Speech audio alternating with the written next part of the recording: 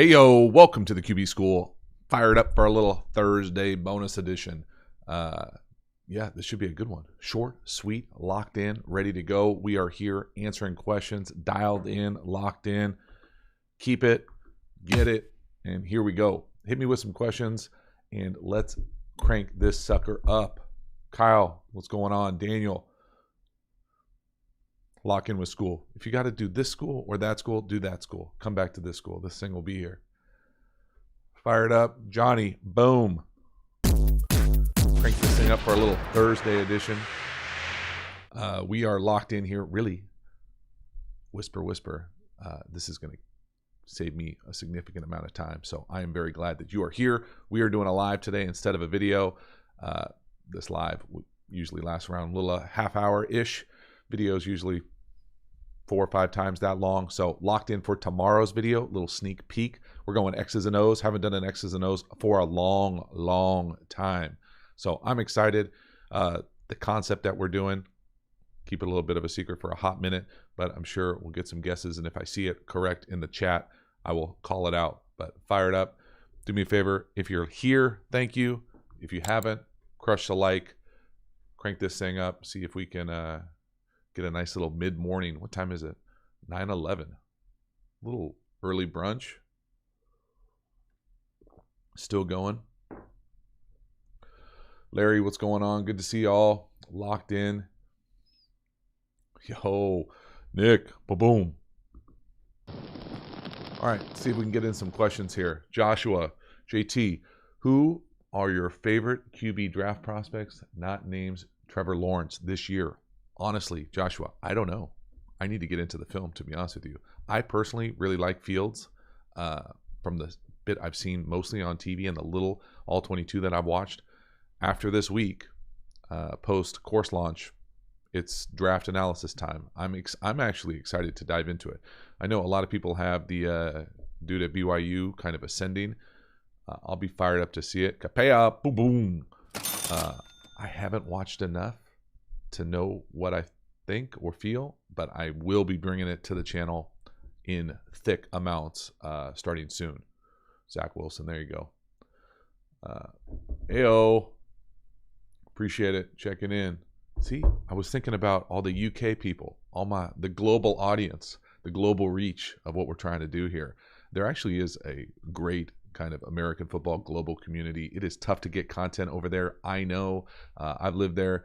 Got a brother in Australia. Not the easiest for them to watch their Cowboy games over there, but locked in. Look at that. We got some lunch. People checking in. Just a nice little midday surprise. So let's go what we got. Justin Thomas. Can a see and throw QB be elite?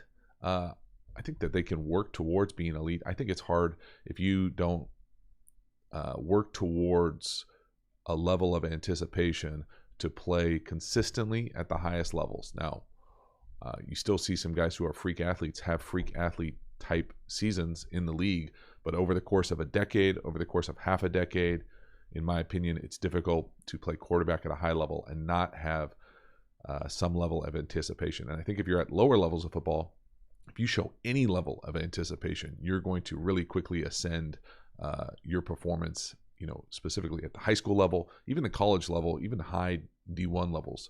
In my opinion, there aren't a lot of anticipating throws, really anticipating concepts, and whether it's taught or coached up or guys just aren't asked to do it. I think it's all of the above, but I think it's one of those things. For me, the big A is something you can practice, you can work towards eye discipline, being able to be on the same page as your wide receivers, but it also really does take a system and a staff and coaches to hold people accountable, to be where they're supposed to be, and that precise level of the passing game that I think it takes time. There's no doubt about it. I know being at the high school level, it's a struggle. It's a daily practice. It's something we're always working on, but it doesn't mean that it's easy. Yo. Hey, Lamar Jackson can absolutely fix his issues. That's a no doubter.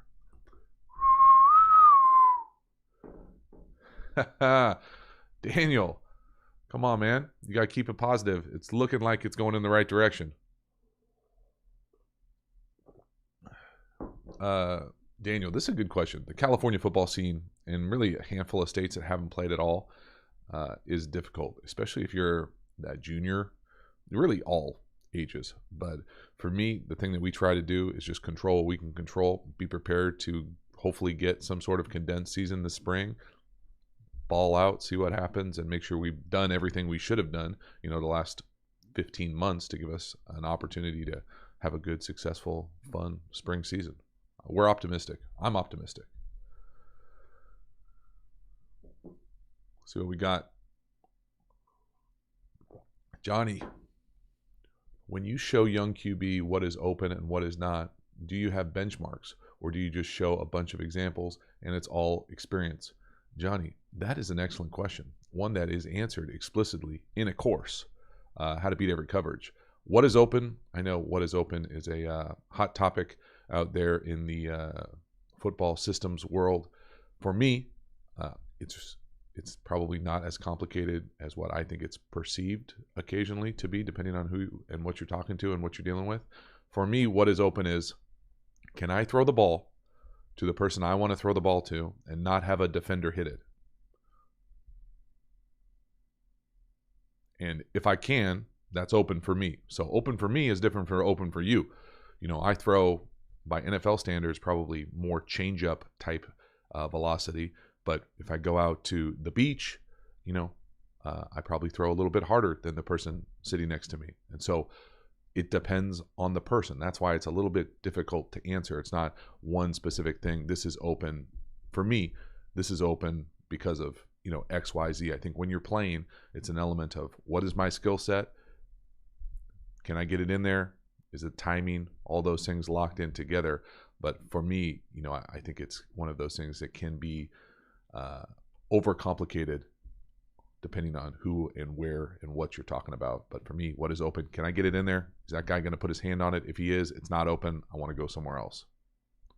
Let me know if you think that is straight.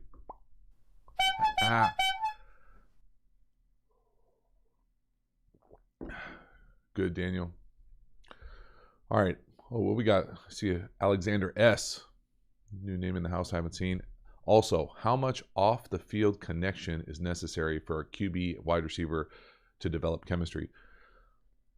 I think it's important. I don't necessarily know that it's as mandatory as probably many coaches and gurus would probably make it seem to be. I'll give you this analogy, and this is just anecdotal. My college experience, I probably threw the most with one wide receiver that ended up having more completions to me than I had to him.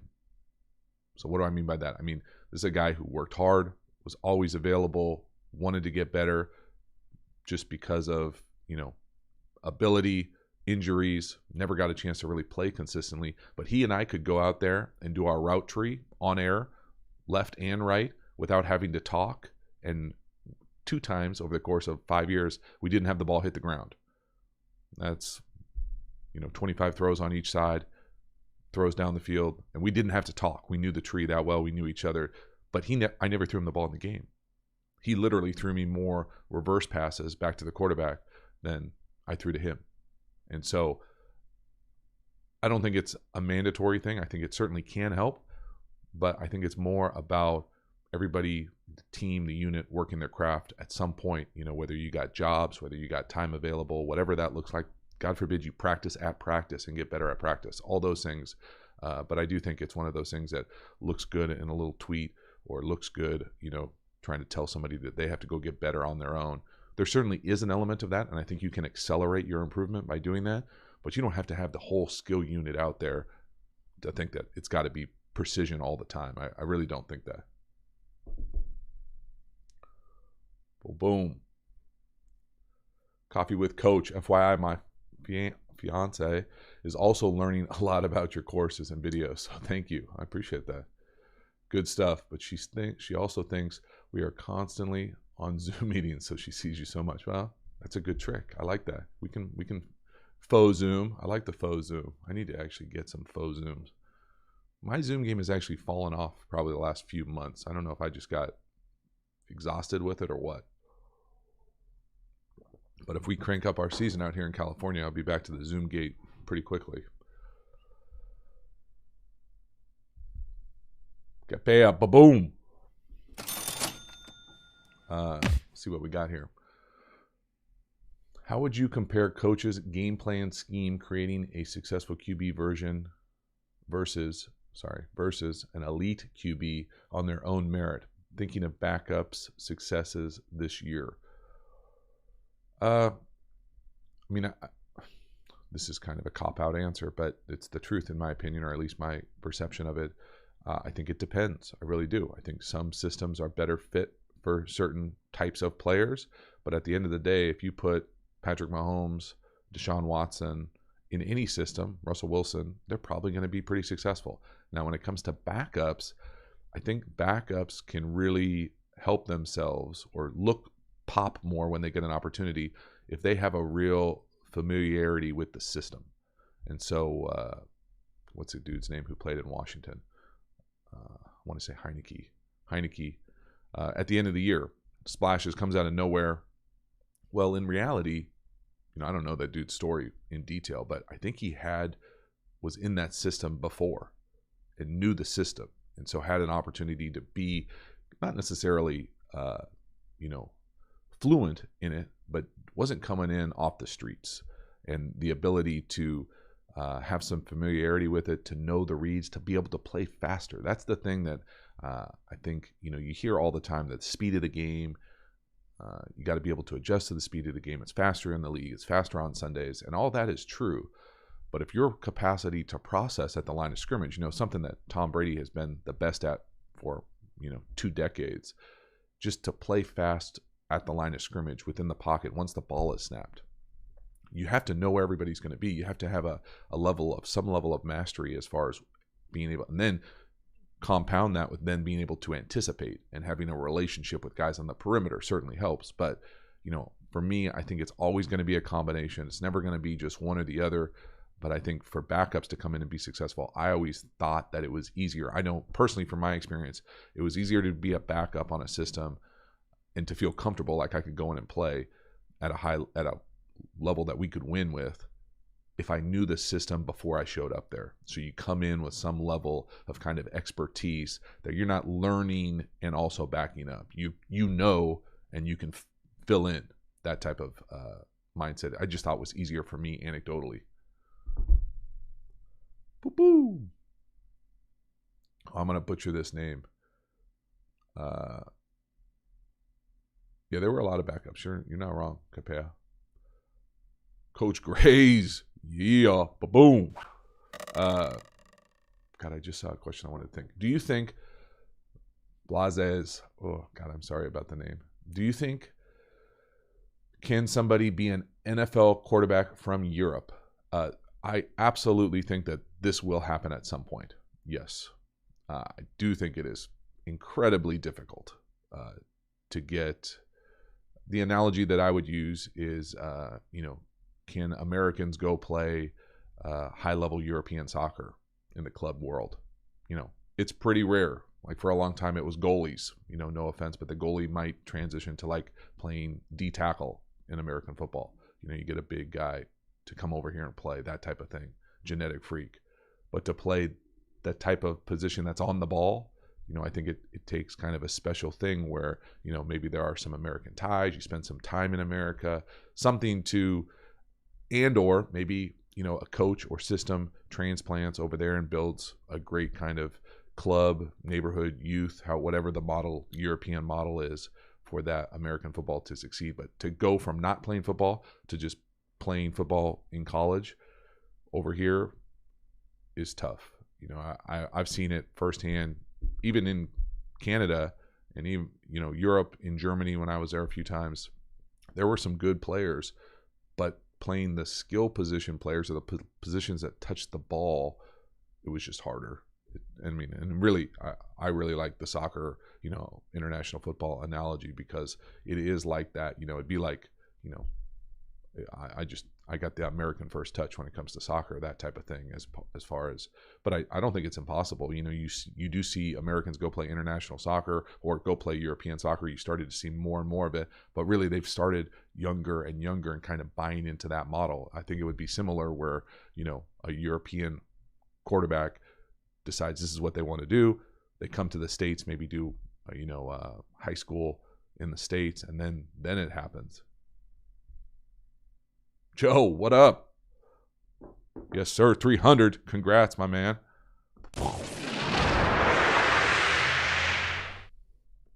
What we got here? Bro, what do you say to these talking heads that suddenly say Belichick's legacy takes a hit since Brady won without him? Seems ridiculous, but what do I know? Yeah, I mean, I don't think his legacy is improved when Brady goes somewhere else and wins. I don't think anybody ever thought it was either or. For me, or at least I never did. I probably, if you would have asked me 18 months ago, was it more Belichick or more Brady? I probably would have said more Belichick.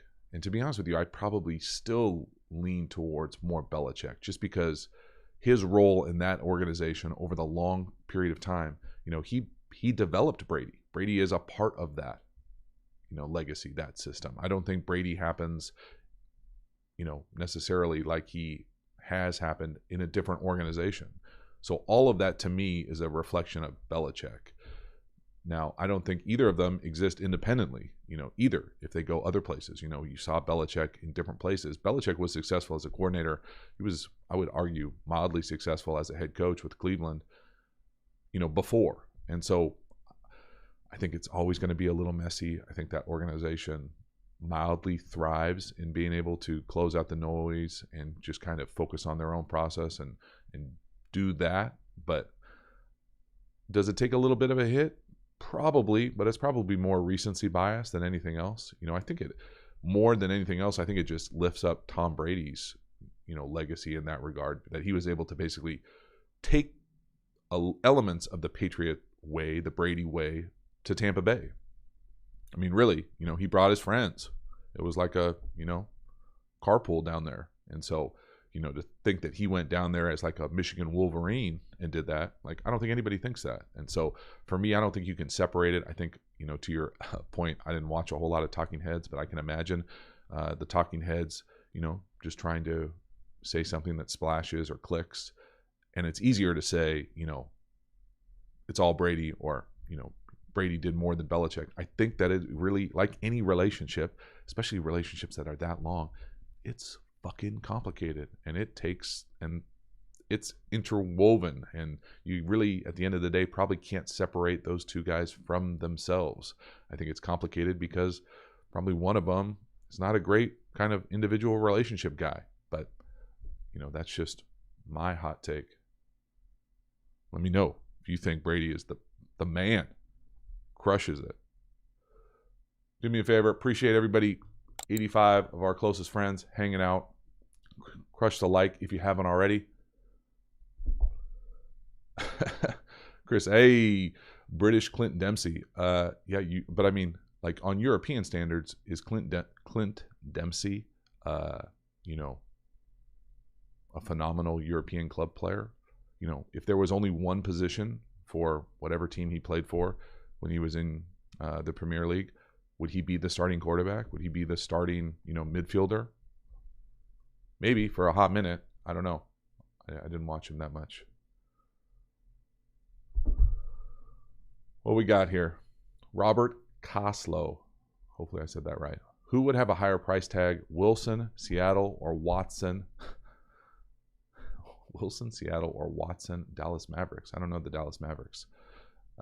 I personally would think Watson has the higher price tag, but that's just me.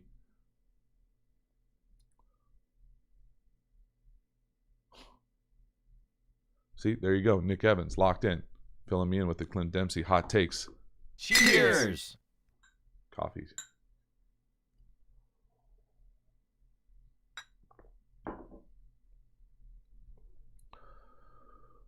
Yeah, I agree, Spellman.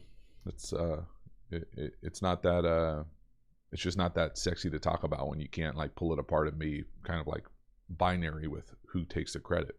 Like any organization, right? Like very, even in high, big time business organizations, it's hard to be like, unless it's a singular founder type of a thing. It's usually multiple people. And honestly, that's why I personally like football so much. It is, over here in the States, it's like the ultimate team game. It really is, magnified with the strategy and the media and how it's built for TV. It's just it's fun. Mario Perez, TCU just recruited a German QB. Maybe. Does TCU still have Kitna? Is young Kitna over at TCU? Did I see that correctly? Joe, hammered Brady is the best Brady. That Lombardi throw from the boat to the other boat was next level goatness. I saw some highlights of that. I haven't watched a whole lot of SportsCenter recently, but I saw him throw it over there, and I got anxiety. Just like, I mean, I know they could go get it if it went to the bottom, but good for you. The Boss 1031. Is it easier now for young QBs to come in and have success now than maybe 25 years ago? Good question. I think personally, I think it is. Maybe that's just the old guy talking, but I think the thing that, in my opinion, has made it better, a few different things. One, I think the coaching around the position is better younger. Not anything to do with this channel, but just like holistically across the game. I think college football is better. And I think the league has adapted more college football type plays concept. The position is played a little bit more college football-y than it was back in the day, 25 years ago when it was everybody was under center. You were only in gun on third down. People were doing 7-step drops, big play action, those types of things that make it, you just don't see that anymore. Teams are still running wide zone, but that's about it. There's not a lot of under center, 90% of the time, that type of stuff. It looks more collegey. So people are being able to use that experience right into the league, I think, is making it a little bit easier of a transition. I still don't think it's an easy transition, but that's just compared to what the difference was, for me, like personally, anecdotally for me, coming out of college, we were 11 personnel, under center, but pretty spread for 20 years ago. And then, coming to the league, it's two-back. You're running two-back power. You're running two-back play action, old school West Coast. And so those types of things. Julian, all caps ain't going to work. You're welcome. I need to get an all caps thing. Now, I wonder what an all caps looks like. Bruh. All I got right now is bruh. Robert Drick. They say, quotes, literal quotes, the NFL is a copycat league. In what specific ways is that changing? That is Arizona Cardinals.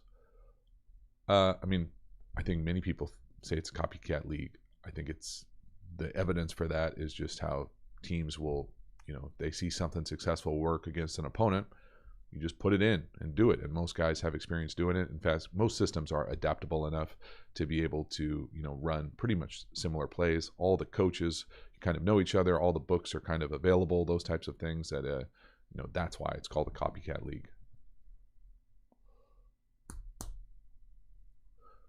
Michael, do you agree that the pre-snap shell read is becoming increasingly useless since defenses usually shift to something else post-snap? No. I think you are coming in hot from the quarterback school Patreon community where we did the kind of faux closed. And that's been going on forever. I think that, if I was getting a lot of faux looks or, late rotations, that's just part of reading the shell. That doesn't, in fact, I prefer teams. This is going to sound a little counterintuitive, so hold with me for a hot second. I prefer teams to give me those faux looks or kind of hide a coverage, look closed and then go open, or look open and rotate to closed. Because for me, they're going to be out of position. We're going to catch them. We're going to have some sort of plan to go fast. Quick huddle, get up to the line of scrimmage, snap it, or you can double count. You can do all sorts of things that people have been doing for a really long time. Now, if you get up there, huddle, motion, have Kelsey walk around and snap the ball, yeah, they're going to have a faux look from 15 yards deep. It's going to be tough. But for me, you got to use the toolkit to get them out of that crap. And or if you don't like it, just run it. But, whenever I'm getting a lot of faux looks, I'm thinking, let's go as fast as possible. they're not going to be able to give me those kind of weird shell looks. The other thing that, and to your point, maybe here a little bit more as far as the shell read game, the shell, reading open or closed, changing the read for the quarterback, to me, that's a little bit more higher level ball. If you're worried about that at lower levels, just have a pure progression where it's 1, 2, 3. Doesn't matter who the hell, what they do on defense. You're reading 1, is that guy open? Can I throw it to him without a defender touching it? If yes, let it rip. If no, on to number 2. And I mean, there are many quarterbacks who play at a decent level at many of the lower levels, even probably in the league, that their read is 1, 2, run. I talk about it in a course where it's 1, 2, run. Like, let's not pretend that everybody is going 1, 2, 3, 4 check down. Like, I mean, you can see, even Patrick Mahomes not throwing a lot of check downs now, whether that's part of the system, part of the mentality, all those things. Even for a long time, I think it was pretty well known across the league that Brady wasn't doing full field reads the vast majority of his time with New England. That whole system is based on, what is the look? There's the ball.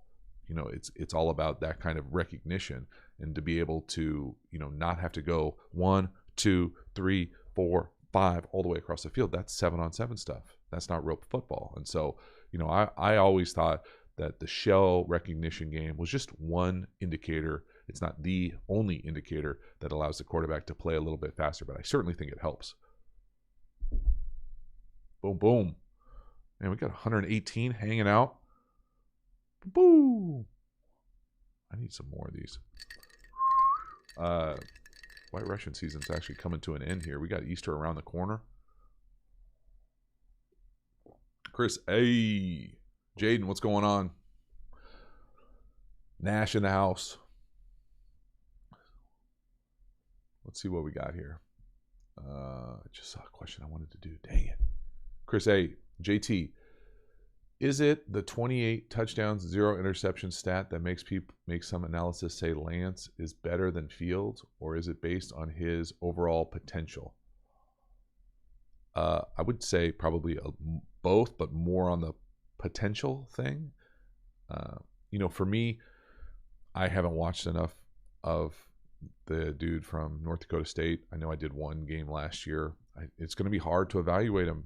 I mean, honestly, what the one showcase game I heard he didn't play great in. I don't know if I don't have that all 22 yet. So if you have that all 22, feel free to share with me. I'm sure I would love to do it at some point before the draft. But, I personally like Fields. I always get a little nervous. This is just me being honest. I get a little nervous when people transfer. But I also have to acknowledge that I'm old and the game has changed. And people transfer now a lot more seamlessly than I feel like they used to. And I think it's actually a little bit easier to transfer just because of the portal, of the relationships that some of these guys have, especially if you're a 5-star guy or a 4-star guy and you have a relationship with all these coaches. If you go somewhere and it doesn't jive with what your expectations are, you're not locked in. These coaches aren't locked in. They're not going to stay. They're going to bounce to the next job. And so in that mentality, I think I would become a little bit more loose with, hey, find the right situation. Now, I do think that it helps to be able to kind of grow some roots, have a real college experience by being able to come in with a class, exit with a class, build those relationships, develop in a system, because that's what I did and I enjoyed that experience. But, the game has changed. I got to acknowledge that. Luke Cheek, good to see you. 2021 standings, playoff predictions, 0. I got 0 for you. I'm barely getting past the Super Bowl. But boom, Brad, what's going on? Off the wall question. Did you run any option at Davis? Brad, that is a great question. Calvin, I see you. I'm coming in hot. I'm going to answer the quick option question. Yes, it actually helped me win the job. We ran a speed option in a scrimmage before my sophomore eligibility. Blue goal game. Took it to the house 50 yards. Probably the fastest I've ever run. We didn't run a whole lot of option. We ran a little option at the goal line, speed option. But really it was quarterback sweep. I was keeping that sucker. All right, Calvin. What can be done to make people understand the role of coaches and the QB and that QBs aren't running the show? I I think it depends. I think sometimes the quarterback is running the show. We might have different definitions of what that means, but I'm assuming you're talking about, excuse me, talking about like play calling. I mean, I don't know. I think it depends. I think the vast majority of teams, the coaches are doing almost everything. I think when you start talking about Peyton, Brady, Rodgers, maybe like Phillip, guys that have been in the league for a long time, they probably have their fingerprints on the operational element at the line of scrimmage, those types of things. I always think Rodgers is changing stuff at the line of scrimmage, probably more than people would have guessed with the changing coach. But, the vast majority of it is all created from the coachings and from the coaching staff. They're calling the plays.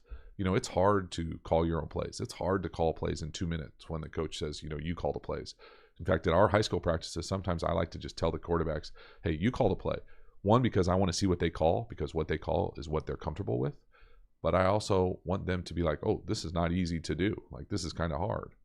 And so I definitely think the vast majority of the time the system is designed and operated with the coaches pulling the strings. Davis, we do not run any speed option with our current team, strictly because I don't want to teach it. I don't want to spend time practicing it. If we want to run that, we'll probably just run the quarterback. Dark Soul, you're probably right there. That's funny. All right. 136, hanging tough. Do me a favor, if you haven't, I appreciate the 61 that have crushed the like. I do enjoy doing these live streams, but maybe incorporate kind of the random live stream time a little bit more, just to help with the international folks, give them a little happy hour wherever they are, and lock in. Robert, what is Sam linebacker? Well, it's usually either a dude named Sam or the guy who's on the strong side. Now, that depends, right? Defense might not recognize the strength the same way that the offense does. Usually, it is towards the run strength for the defense, meaning what side the tight end goes to. If it's balanced, usually whatever the kind of side the back goes to. But depends. Cooper, love it. Thank you for checking out the course. Everybody who is part of the course, any of the courses, I very much appreciate it. Had a blast putting out the Master Pass Pro 1 this week. Lots of fun to have some quarterbacks in it, the course, a little bit more than the other courses, and hopefully kind of make a little impact and nudge them forward in their football evolution. So very excited. There you go. Left side, strong side. Dark Soul coming with some heat. Zachary, what's going on? Thanks for hanging out. Everybody, thank you very much for hanging out and engaging in the chat. I very much appreciate it. Joe, are Alpha and Rita both blocking calls from the QB? Brady seems to call that out every single time. I would imagine, yes, Alpha being to the left, Rita being to the right. I think I heard him say Larry more than Alpha. And to me, it's just Larry, Rita just dignifies. It's a different way to call the mic as opposed to saying like 52 or R52. I've been on some teams. I think I was with Cincinnati when we had to go L47, like in case there were two 47s on the team. I didn't pretend to understand the process. I just point the guy. It's actually, I know people, I remember being a quarterback being like, oh God, we're going to have to point the mic, because you don't have to point the mic in most West Coast worlds, or back in the day you didn't. And I go into digit or certain teams that did point the mic. I remember being nervous about it, and it's super easy. Point the middle of the three linebacker types and you're good to go 99% of the time. Davis, you better do your homework, bro. Coffee with Coach Q. Come on, man. We all got too many Zoom meetings. I'm not creating more Zoom meetings. I'm already giving you too much video content. All right, let's do one or two more here and wrap this sucker up, because I got to do the video for tomorrow, X's and O's. I'm pretty excited about the video for tomorrow. Went a little bit newer age in the playbook references. So got my hands on a few newbies and talking a concept that I really like. I've seen the Chiefs run this thing a bunch, so I'm excited to dive into it. Michael, I appreciate you looking out for the EU crew. Me too. Hello, hello. All right. What do we got? Kenneth, do I edit my own videos? Yes, if you couldn't tell. I know the X's and O's videos I do enjoy doing. I know they resonate very well with the people who really support the channel, so I really try to be intentional with them, but they take so much longer to make. So much longer. And in turn, less people watch them, which I know doesn't matter if you really care about the channel. Chris, hey, I don't know how much that is, but thank you.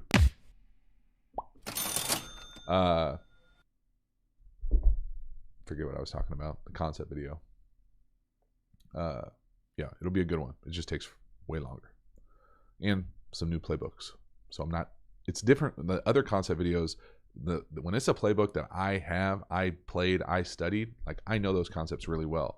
Some of these other concepts I've coached, I've played in before, but I don't have like the in the helmet type perspective. So I got to spend a little bit more time.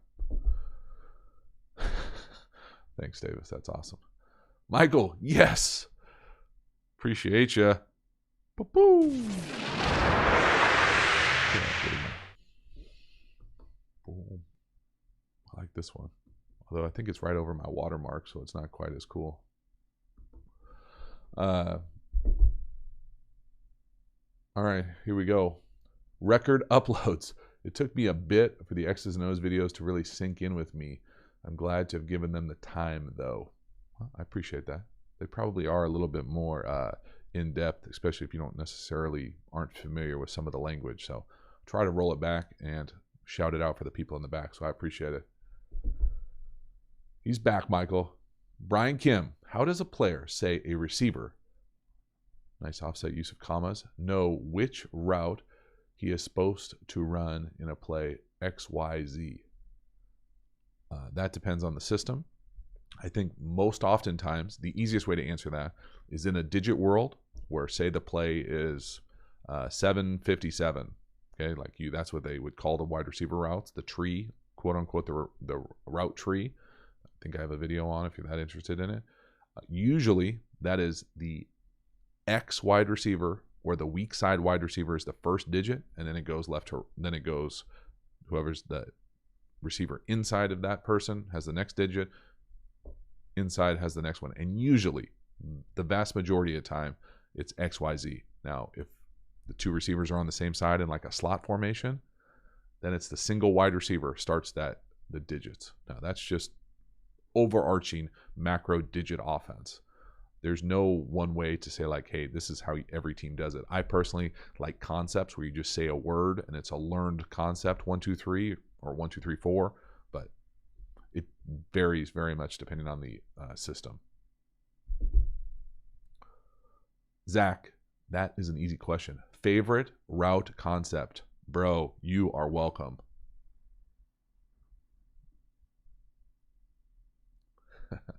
That's a good one to end on. Victor, what's going on? Welcome from Brazil.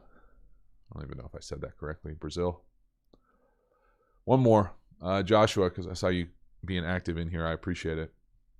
Oh, sorry. Coach Grace is in the house. Got to defer. Last one here. What is your favorite trick play? Did you run any trick plays in high school or college successfully? We last year did not do a lot of trick plays high school wise. And strictly, that's probably just my own coaching limited capacity. I didn't feel like we had enough reps to be good at it. We ran 3. We ran 2. Both incompletions. One was kind of a contested double pass catch that the DB made a nice play. The other one was a reverse pass where it was almost like a Philly special type thing, and the guy was wide open. You could have punted it to him, and my man threw a grounder, and that was a tough day. Did we run any in college or that I loved? Personally, when I was playing, okay, this is just a little hot tip here for everybody, especially if you're a quarterback.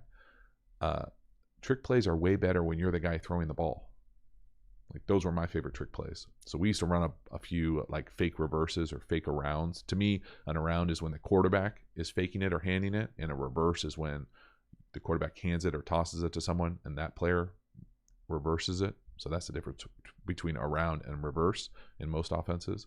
But for me, my favorite were fake around plays where you know, fake a run, fake the reverse, turn around and throw a deep post. Yes, please. Those are great. All right. There you go. Joshua knows what's up. That is a wrap. 100 plus in here hanging out. I very much appreciate it. Tomorrow, X's and O's if I get it done. Other than that, thank you so much. Gotta go get my kids. Later.